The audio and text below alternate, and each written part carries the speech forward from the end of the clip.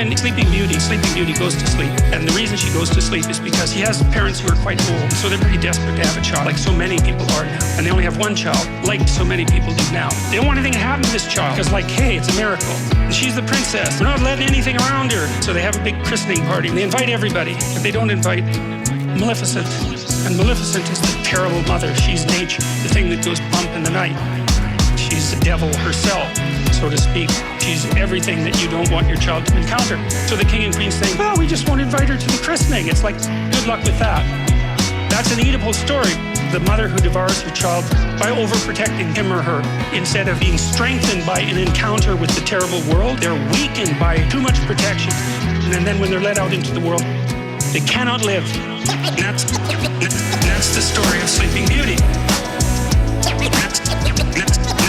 That's the story of Sleeping Beauty.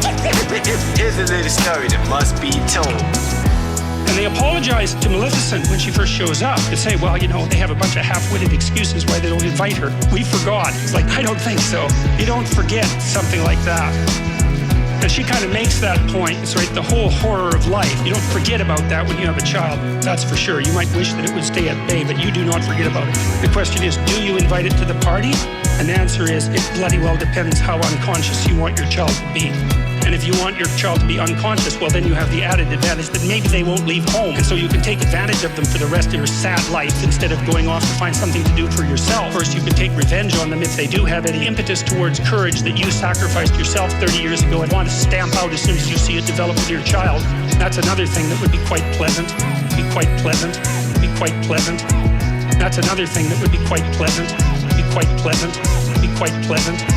That's another thing that would be quite pleasant. Be quite pleasant.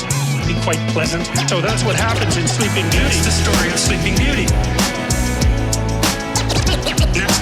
That's the story of Sleeping Beauty. That's the story of Sleeping Beauty.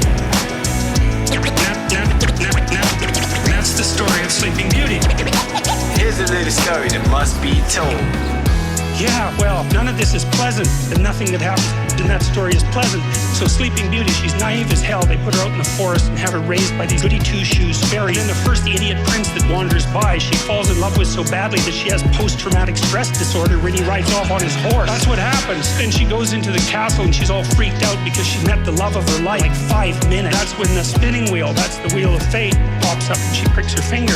They try to get rid of all the spinning wheels. They try to get rid of all the wheels of fate with their pointed end. She finds it, pricks her finger, falls down unconscious. Well, she wants to be unconscious, and no bloody wonder. She was protected her whole life. She's so damn naive that her first love affair just about kills her. She wants to go to sleep and never wake up. Never wake up. Never wake up. She wants to go to sleep and never wake up.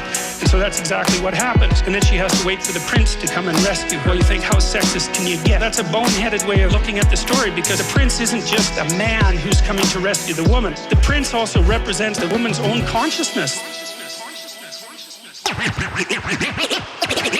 That's the story of Sleeping Beauty. That's the story of Sleeping Beauty. That's the story of Sleeping Beauty. That's the story of Sleeping Beauty. Here's a little story that must be told.